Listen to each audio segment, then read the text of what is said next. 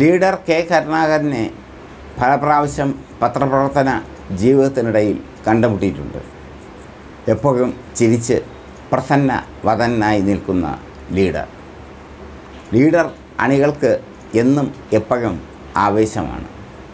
കോൺഗ്രസ് വിട്ട് അദ്ദേഹം ഇടയ്ക്ക് ഡിക്ക് എന്ന പാർട്ടി DIC എന്ന പാർട്ടി രൂപീകരിച്ചിരുന്നു. അപ്പോഴും കരുണാകരൻ്റെ പിന്നിൽ ആളുണ്ടായിരുന്നു. DIC എന്ന പാർട്ടി രൂപീകരിച്ചതിന് കോൺഗ്രസ്സിന് വലിയ വില കൊടുക്കേണ്ടി വന്നു. തിരുവനന്തപുരത്ത് കോൺഗ്രസിൻ്റെ കരുത്തനായ MP BS ശിവകുമാർ പന്ന്യൻ രവീന്ദ്രനോട് തോറ്റു. പന്ന്യൻ രവീന്ദ്രൻ ഇപ്പോൾ തിരുവനന്തപുരം ലോക്സഭാ മണ്ഡലത്തിൽ സ്ഥാനാർത്ഥിയാണ്. പന്ന്യനെ കണ്ടിട്ട് വന്നിട്ടാണ് ഞാൻ ഈ ന്യൂസ് ചെയ്യുന്നത്. പന്ന്യനോട് എനിക്ക് വലിയ ആഭിമുഖ്യമുണ്ടെന്ന് നിങ്ങൾ വിചാരിക്കരുത്. സുഹൃത്തെന്ന നിലയിൽ കണ്ടിട്ട് വന്നിട്ടാണ് ഈ ന്യൂസ് ചെയ്യുന്നത്. ഈ ന്യൂസ് പന്ന്യനെക്കുറിച്ചോ കരുണാകരനെക്കുറിച്ചോ ഒന്നുമല്ല. കരുണാകരൻ്റെ മക്കൾ തമ്മിൽ തല്ലി നശിക്കുന്നതിനെ കുറിച്ചാണ്. പത്മജയെ കരുണാകരൻ ഒരുപാട് സ്നേഹിച്ചിരുന്നു എന്ന് കുറേ കാലം KPCC നേതാക്കളുമായും KPCC ആസ്ഥാനവുമായും ബന്ധപ്പെട്ട എനിക്കറിയാം. മുരളിയേക്കാൾ കൂടുതൽ പത്മജയെ കരുണാകരൻ സ്നേഹിച്ചിരുന്നു. പത്മജ KTDC ചെയർപേഴ്സണായത് കരുണാകരൻ്റെ അനുഗ്രഹ വാത്സല്യങ്ങളോട് കൂടിയാണ്. ഇപ്പോൾ പത്മജ കാണിച്ചത് ഈ രാഹുൽ മാങ്കൂട്ടത്തിൽ പറഞ്ഞതുപോലെ ഉള്ള പ്രവൃത്തിയാണ്. അത് പറയാൻ ഞങ്ങളുടെ യൂട്യൂബ് നിയമങ്ങൾക്ക് നിബന്ധനയുണ്ട്. പത്മജ പണ്ട് പറഞ്ഞത് എനിക്ക് ഒറ്റ തന്തയേ ഉള്ളൂ, അത് കരുണാകരനാണ്, ഞാൻ കോൺഗ്രസിൽ ഉറച്ചു നിൽക്കും എന്നൊക്കെയാണ്. ഉറച്ചു നിന്നില്ല, BJPയിലേക്ക് പോയി. മുരളീധരനെ തൃശ്ശൂരിൽ തോൽപ്പിക്കാൻ BJP ഏൽപ്പിച്ചിരിക്കുന്ന വജ്രായുധം പത്മജയാണ്. പത്മജയ്ക്ക് തൃശ്ശൂരിൽ എത്രത്തോളം സ്വാധീനമുണ്ട് എന്ന ചോദ്യം ബാക്കിയാവുന്നു. ഒരു സ്വാധീനവുമില്ല എന്ന് പൊളിറ്റിക്സ് കേരളയ്ക്ക് അറിയാം. പക്ഷേ റിസൾട്ട് വരുമ്പോൾ പ്രേക്ഷകർ അത് സത്യമാണെന്ന് മനസ്സിലാക്കും.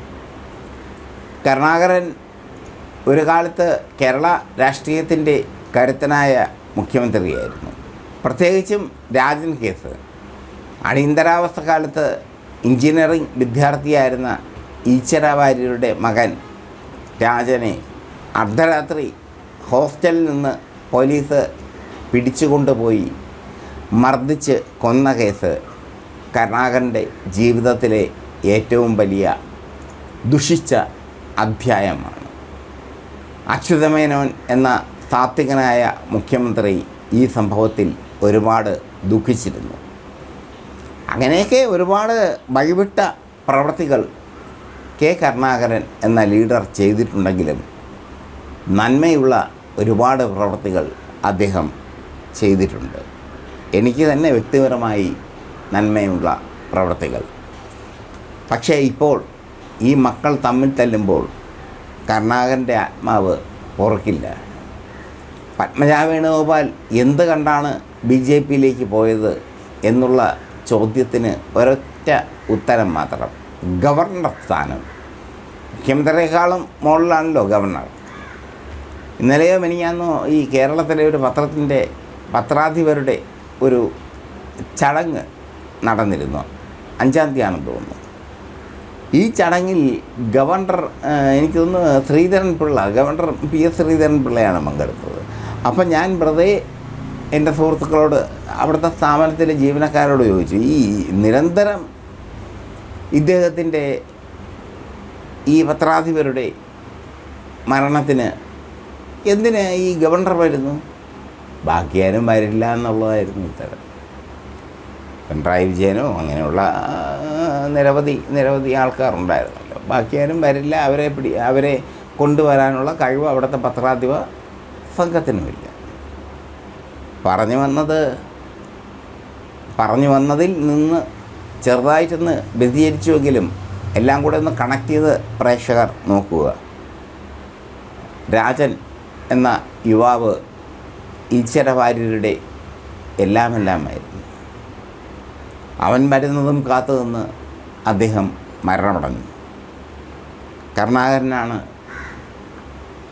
രാജനെ പോലീസിനെ കൊണ്ട് പിടിപ്പിച്ചത് എന്ന വാർത്തയ്ക്കും ഒരുപാട് സത്യസന്ധതയുണ്ട്. രാജൻ്റെ മൃതദേഹം പോലും കിട്ടിയില്ല. ഈ ചാക്കി കെട്ടി ഉപ്പിട്ട് കത്തിച്ച് കളഞ്ഞാൽ പിന്നെ ഒന്നും കാണില്ല. രാജനെ കൊന്ന ജയറാം പടിക്കൽ അകാലത്തിൽ അന്തരിച്ചു. രാജനെ കൊന്ന ഓരോ പോലീസുകാരനും അകാലത്തിൽ അന്തരിച്ചു. ഇപ്പോൾ കരുണാകരൻ്റെ പിൻതലമുറ, കരുണാകരൻ ജീവിച്ചിരിക്കുക തന്നെ പത്മജ വേണുഗോപാലും മുരളീധരനും തമ്മിൽ രൂക്ഷമായ ഏറ്റുമുട്ടൽ ഉണ്ടായി. അവർ തമ്മിൽ 2 ഗ്രൂപ്പുകളായി. ഇപ്പോൾ പത്മജ വേണുഗോപാലും മുരളീധരനും തമ്മിൽ 2ആയി നിൽക്കുമ്പോൾ മുരളീധരനെ തൃശ്ശൂരിൽ പരാജയപ്പെടുത്തുമെന്ന് പത്മജ പറയുമ്പോൾ പരാജയപ്പെടുന്നത് ആരെന്ന് കാണാമെന്ന് മുരളീധരൻ തിരിച്ചടിക്കുമ്പോൾ രാജൻ്റെ ആത്മാവ് ഈ കുടുംബത്തെ വേട്ടയാടുന്നു എന്ന് പറയാതിരിക്കാൻ പൊളിറ്റിക്സ് കേരളയ്ക്ക് കഴിയില്ല. ഇവിടെയൊക്കെയോ ഒരു ശാപം, കരുണാകരൻ്റെ കയ്യിൽ നിന്ന് പോയ ഒരബദ്ധം, അതാണ് രാജൻ കേസ്.